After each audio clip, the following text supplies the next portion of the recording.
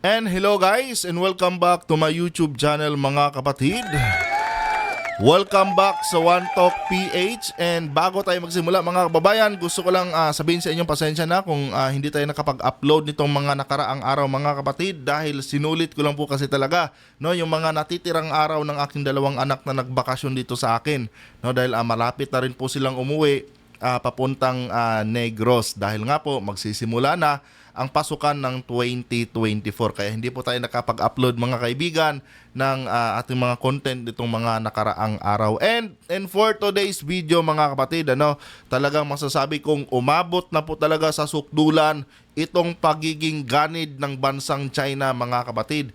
Dahil itong nakaraan lang mga kababayan, meron pong idiniklarang fishing ban, 4 na buwang fishing ban itong bansang China dyan sa may West Philippine Sea, na kung saan mga kababayan, pinalagan po ito ng ating mga kababayang mangingisda at maging ng ating gobyerno.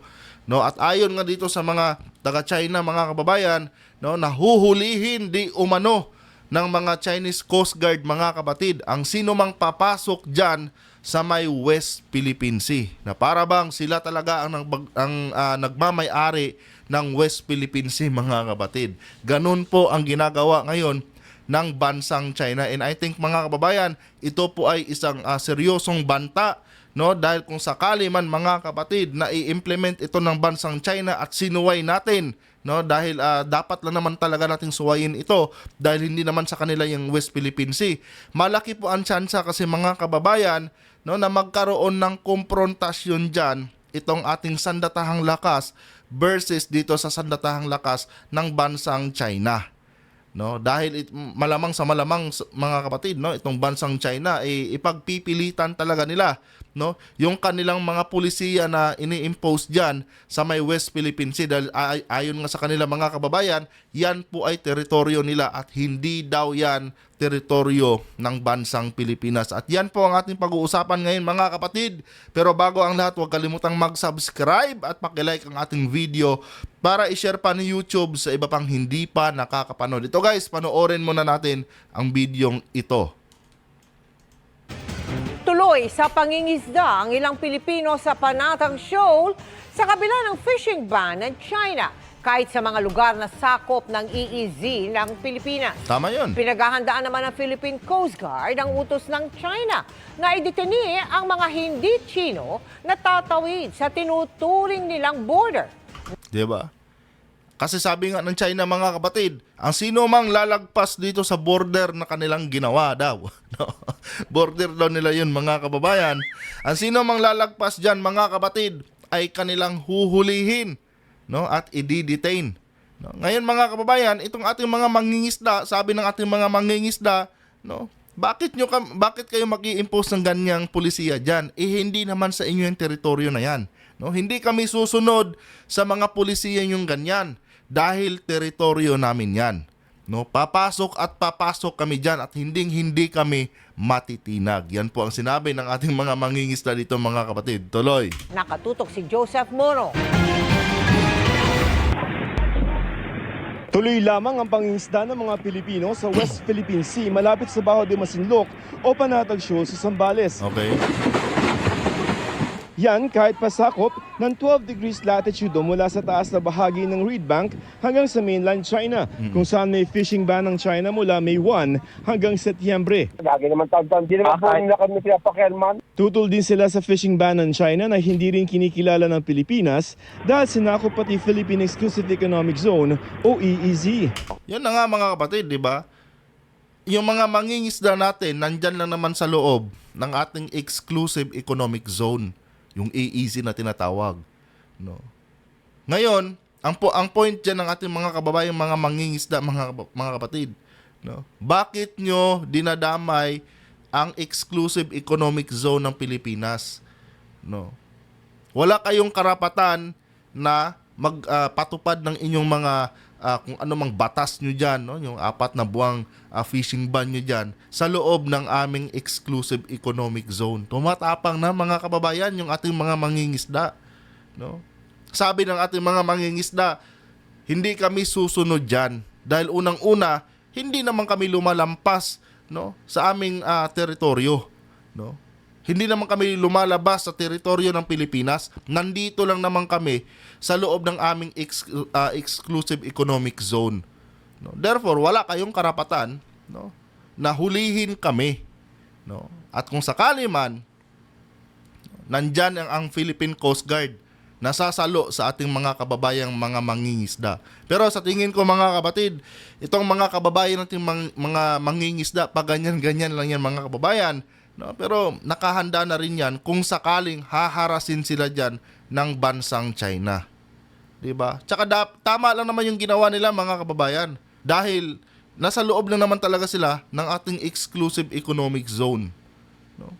Kaya ganito na lang kadesperado or ganito na lang katapang yung ating mga kababayang mangingisda na suwayin itong mga pinagsasabi ng bansang China dahil alam nila mga kapatid na nasa tama po sila at ang China po ang wala po sa tama. 'Di ba?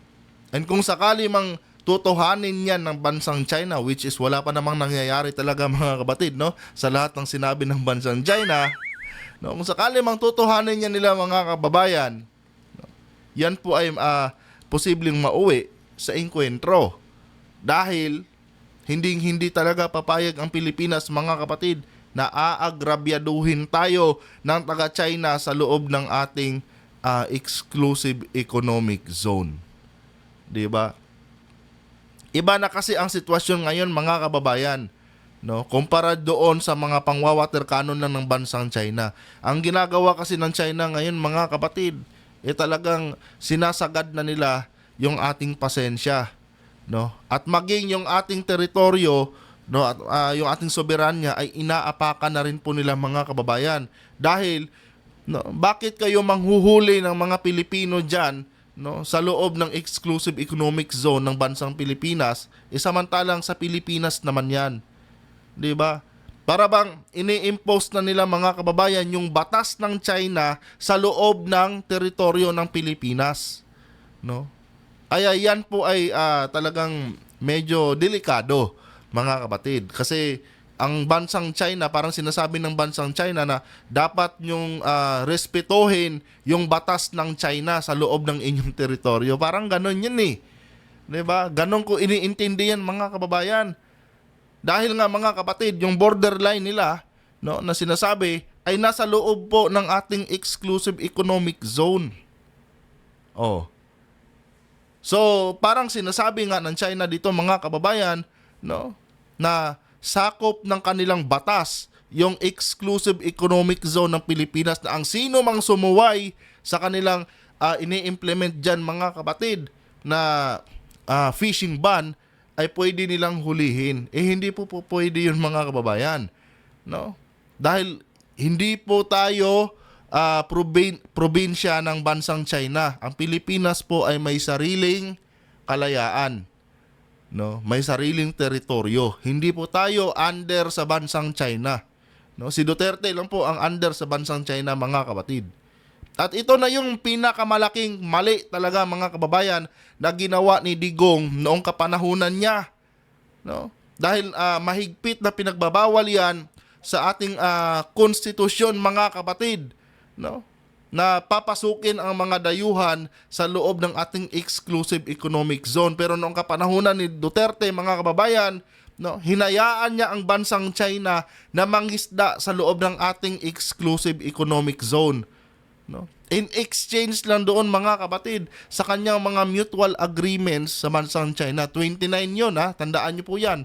May 29 agreements niyang si Digong sa bansang China mga kababayan. At sinabi niya yan noon na hindi niya daw pwedeng paalisin ang bansang China dyan dahil makukompromiso di umano mga kapatid yung kanyang agreement sa bansang China.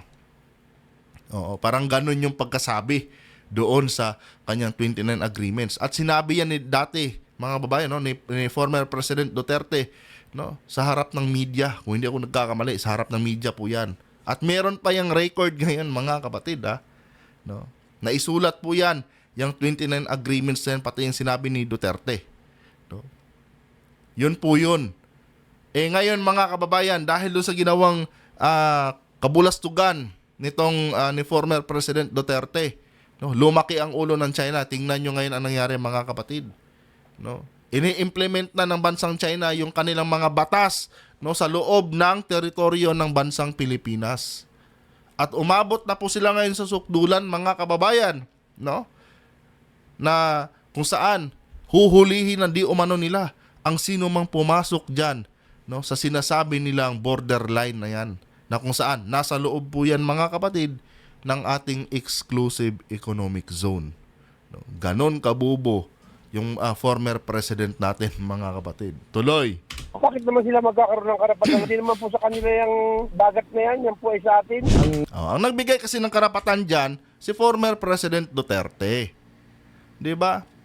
Maraming mga dilawan dati, mga kababayan, ang nag-oppose dyan sa ginawang yan ni Duterte. No?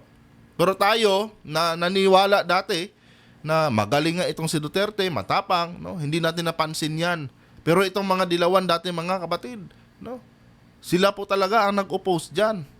At ayon pa nga kay former Senator Laila de Lima, mga kababayan, no? Niyurakan ni Duterte yung konstitusyon ng Pilipinas na siyang nagluklok sa kanya sa pwesto. At ngayon, akala mo kung sino itong si Digong, mga kapatid, no? Makapag rally-rally dyan, na di umano'y pinaglalaban nila ang konstitusyon ng Pilipinas na di umano'y sinusubukang galawin ng ating mahal na Presidenteng Marcos. Di ba? Pero kung tutuusin, mga kababayan, sila po yung nagyurak sa konstitusyon ng Pilipinas. Dahil pinagbabawal po yan, mga kapatid, no? Sa ating konstitusyon, napapasukin, no, ang mga dayuhang mga bansa, no, ay mga dayuhang mga mangingisda sa loob ng ating exclusive economic zone. Pero sa panahon ni Digong, mga kababayan, pinapasok po niya. Malayang malaya po ang bansang China na pumasok sa ating exclusive economic zone, mga kababayan, noong kapanahunan ni former President Duterte. At hindi lang yan, nagkaroon pa nga sila ng gentleman's agreement. Di ba? Nakipagkasundo siya. To the point, mga kapatid, na kailangan na nating sumangguni muna sa bansang China bago tayo magsagawa ng ating mga pwedeng gawin dyan sa may West Philippine Sea. No? Hindi po tayo pwedeng magdesisyon ng sa atin lang nang hindi tayo sumasangguni sa bansang China dahil magagalit di o mano ang bansang China, mga kababayan. No? Yan po ang ginawa ni former President Duterte. O ngayon, sino ang napipirwisyo dyan, mga kapatid? Yung ating mga mangingisda, no? At kawawa yung ating teritoryo dahil kinompromiso ni former President Duterte, no, noong kapanahunan niya para lang po sa kanyang pansariling interes. Oh. Ito na yung resulta, mga kababayan. Klarong-klaro no? Biruin mo, China nag-i-impose ng batas nila sa loob ng ating exclusive economic zone. Kung sa ibang bansa yung ginawa ng bansang China, mga kapatid, baka nagkaputukan na sila ngayon. Pasalamat lang sila dito sa Pilipinas. Di ba? Hindi ganun. Dinadaan pa rin natin sa legal na proseso. Nagfa-file tayo ng kaso. Kanya nga lang, walang nangyayari, mga kababayan. No? Walang nangyayari. Patuloy pa rin itong bansang China. Paano? Hindi naman nire-respeto kasi ng bansang China, mga kapatid, yung international law. Pero kung sakali man, mga kababayan, na magkaroon ng inkwentro dyan dahil sa ganitong pulisiya ng bansang China at may nasawi, no? Baka the end of you na talaga, no? Para sa bansang China, mga kapatid. No? Posible talaga yan dahil meron tayong mutual defense treaty sa bansang Amerika. Sana naman wag mangyari yon. No? Dahil napakadelikado kasi, mga kapatid, pero mo i-detain mo yung mga Pilipino, no? And malamang sa malamang yan, mga kababayan, kakastiguhin yan ng bansang China. No? Dahil pwede namang sabihin ng bansang China, lumabag kayo sa batas namin kaya may karapatan kami kung ano mang gawin namin sa inyo. Diba? Ito pa namang mga Chinese na ito, mga kapatid, walang patawad to. No? Pag mga Pilipino nagkasala doon sa loob ng kanilang bansa, bitay. No? Pero pag sila dito, no, nagkasala sa loob ng ating bansa, mga kapatid, deport lang. 'Di ba? Napaka-unfair po talaga, mga kababayan. So dito, mga kapatid, nalalagay po sa alanganin yung ating mga kababayang mga mangingisda. At ito nga po yung resulta ng mga pinaggagawa ni Duterte noong kapanahunan niya. Tuloy. Bakit naman sila magkakaroon ng karapatan? Hindi naman po sa kanila yung dagat na yan po ay sa atin. Ang Pilipinas, obviously, has sovereign rights over this water. Mula May 21 hanggang 27, mahigit 120 sasakyang pandagat ng China ang namataan sa West Philippine Sea kabilang ang 5 barko ng Chinese Navy. Pero sa panatag ang dating 19 na Chinese Maritime Militia vessel, bumaba na sa 11 na lamang kahapon. The mere fact na mababa ang bilang ng China Coast Guard, para sa akin, this is just another empty threat, no? To discourage ang ating mga kababayang Pilipino mangisda rito. Buti nga sana kung ganun lang mga kapatid, ano? Mga empty threat lang yan ng bansang China. Kasi, di ba? Marami naman talaga mga pagbabantay itong bansang China pero ni isa mga kababayan wala naman silang tinupad. Pero ang problema nga dito mga kapatid, no? Paano pag tinutuhanan ito ng China? Di ba? Dapat maging handa din yung ating PCG diyan. Dahil kung sakali mang tutuhanin nila yan, kawawa po yung ating mga mangingisda dyan.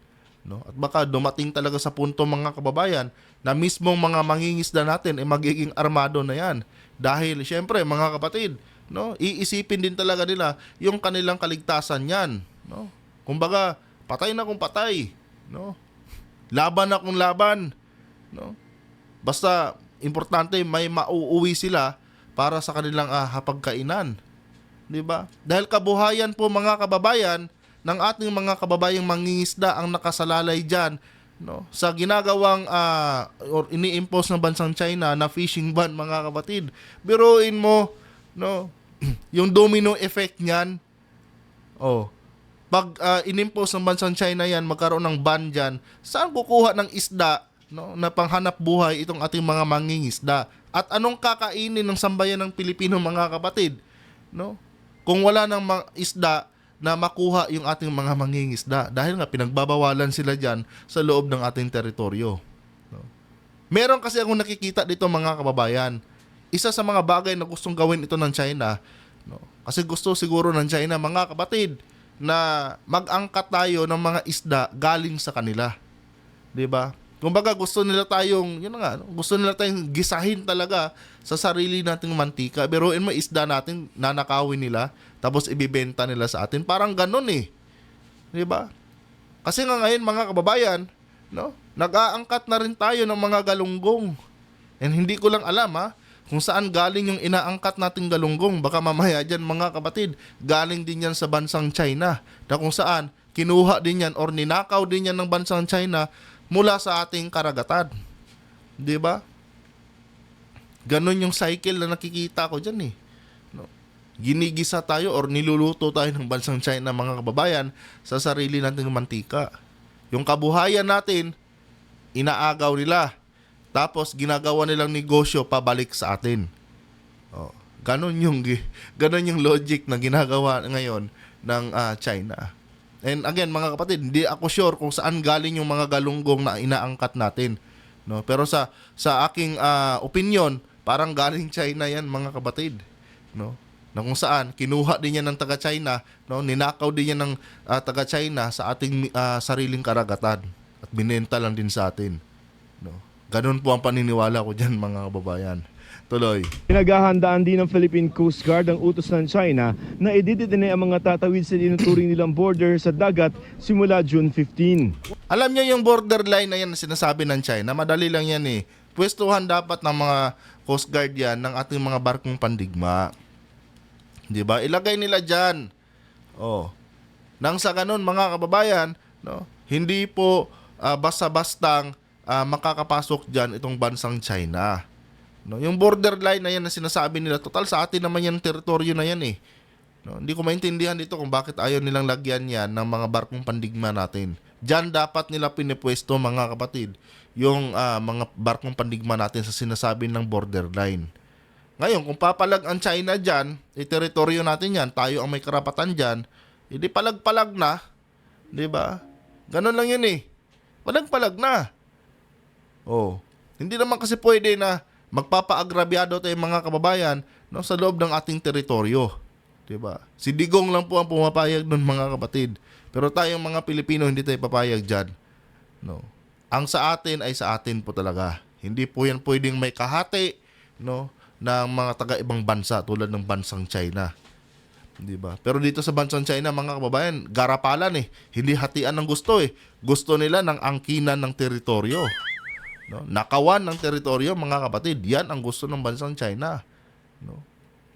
Kung hatian lang, medyo may konti pang kuwan eh. Maiintindihan pa natin ng kahit konti eh. No? Pero mali pa rin. Pero kahit paano, hindi ganun ka kuwan. Di ba? Hindi ganun kagarapal. Kanya nga lang itong China, mga kababayan, hindi hatian ng gusto eh. No? Gusto talagang angkinin yung ating teritoryo.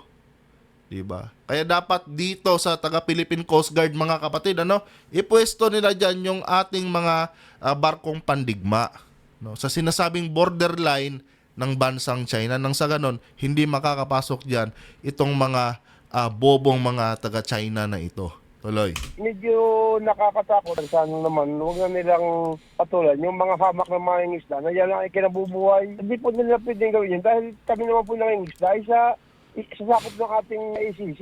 Ating poprotektahan at isusulong ang interes ng ating mga kababayang mangingisdang Pilipino. Ayon sa pamahalaan, wala naman daw dapat ipag-alala ang mga Pilipinong mangingisda sa West Philippine Sea, lalo na yung mga nangingisda sa may Scarborough Shoal o Bajo de Masinloc sa Zambales. Posible rin matulad lamang ang utos sa naunang China Coast Guard Law. 3 years after, wala naman talagang nagawa ang China to enforce the China Coast Guard Law. Takot nga kasi itong China, mga kaibigan. No? Takot yan sila. Hanggang kwento lang yan sila, mga kapatid. Parang Duterte nga. No? Or baka dyan kinuha ni Digong yung kanyang yung pag-uugali. No? Puro kwento. Wala namang kwenta. Diba? Pero ganun pa man, mga kababayan, kahit puro kwento lang itong bansang China, no, dapat maging handa pa rin tayo, mga kapatid. Dahil hindi nga natin alam kung ano yung takbo ng utak ng mga inchik na yan, mga kababayan. No, lalo na malay natin, no, itong mga taga-China na ito lango lagi itong mga kapatid sa fentanyl. 'Di ba? Hindi natin alam, no? Baka itong si Xi Jinping, no, epekto yan ng paggamit niya ng fentanyl, mga kapatid. Kaya kung ano-ano na lang mga ini-implement ng mga batas-batas dyan sa loob ng teritoryo ng Pilipinas. 'Di ba? Huwag tayong maging kampante. No? And para naman sa ating mga mangingisda dyan, mag-ingat po kayo. No? Hindi po masamang manigurado. No? Magdala na lang po kayo ng mga pwede yung gamiting pangdepensa. Kung sakali mang haharasin kayo ng mga taga-China na yan. No? At huwag po kayong matakot dyan dahil nasa tama po kayo. Yung China ang nasisiraan ng bait. No? Dahil siguro nga, lango yan sa fentanyl, mga kababayan. Diba? Saan ba galing fentanyl? No? Yung pinaka high-end drugs na yan, saan ba galing yan? Diba? Made in China yan. Oh. Yun na nga nakapagtataka dito, mga kapatid. No? Bakit itong si Duterte exempted sa paggamit ng high-end drugs na yan? No? Samantalang pwede naman siya maghanap ng ibang remedyo kung meron siyang sakit. No, bakit fentanyl pa talaga? Na kung saan mahigpit po yan na pinagbabawal. No, dahil illegal na droga po yan. Tapos sila pa yung may ganang magbintang kay President Marcos na isang di umano'y adik. Diba? Samantalang sila yung harap-harapang gumagamit ng illegal na droga, which is yung fentanyl. Regardless kung ano yung purpose mo sa paggamit mo yan, ang droga na yan ay droga po yan. No? Yan po ay pinagbabawal. 'Di ba? Marami na pong namatay sa fentanyl na yan, no? Doon sa bansang Amerika. Kaya nga itong Amerika, mga kapatid, pinipilit nilang alamin kung saan ba galing ang source ng fentanyl na yan. No? Pero napag-alaman na po nila, mga kababayan, na yan po ay galing sa bansang China. Kasama na yung zombie drugs. No, na mas grabe pa po yun sa fentanyl. Mamaya niyan, yun na rin yung ginagamit ni Digong, mga kaibigan. Di ba? Kasi nga nung nakaraang Maisog Rally, no, di pala, yung last day pala, no, noong rally ni Kibuloy dati, mga kapatid, dyan sa Liwasan Bonifacio, nagsalita si Digong. And doon, mga kababayan, parang lutang, no? Parang zombie yung muka ni Digong noon. No, to the point na pinababa na lang siya nung kanyang staff, mga kapatid, dahil nabablangko na po, no, si Duterte. nung mga time na yun, balikan nyo yung huling huling live nila noon, no? Pero I think wala na yata yung mga kaibigan dahil tawag nito, parang binura na yata yung channel ng SMNI eh. Pero nandun yun mga kapatid, no, sa mga vloggers nila dyan na nagla-live, no, nandyan po yan, may file po sila niyan, no, dahil naka-live din yun. Tingnan nyo doon, di ba? Parang zombie si former President Duterte doon mga kababayan. Nagsasalita ng, alam mo, out of this world yung kanyang mga pinagsasabi doon. Tapos pinababa na lang siya, hindi na pinatapos yung kanyang speech, pinababa na lang siya ng kanyang staff, no? Dahil medyo hindi talaga maganda yung dating ni Duterte nung time na yon. Malay natin baka zombie drugs na yung ginagamit nila diyan mga kaibigan. 'Di ba? Pero isa lang ang klaro diyan, gumagamit si Digong mga kapatid, no, ng tawag nito ng fentanyl. Inamin po niya yan. And dati nga mga kababayan, nung nanunungkulan pa siya, inamin din niya na gumagamit din siya ng marijuana mga kapatid. 'Di ba? May mga record ang mga media niyan. Na di umano'y inamin niya sa publiko na gumagamit talaga siya ng marijuana. 'Di ba? Kumbaga, parang nag-a-addict na rin siya noon mga kaibigan.